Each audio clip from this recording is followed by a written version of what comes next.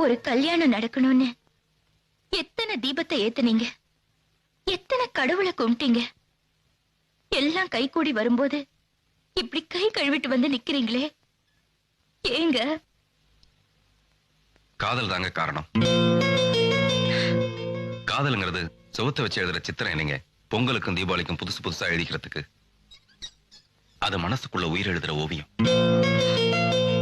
சூரியன் தாங்க தினமும் உதிக்கும் தினமும் மறையும்.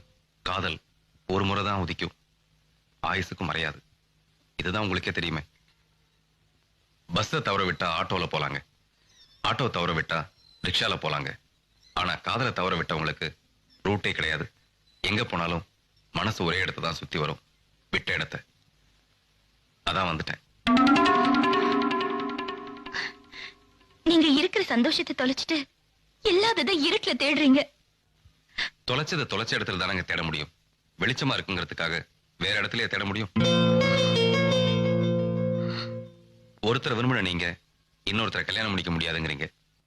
உங்களை விரும்பின என்ன மட்டும் வேற ஒருத்தரை கல்யாணம் பண்ணிக்கணும்னு சொல்றீங்க. இது என்னங்க நியாயம்?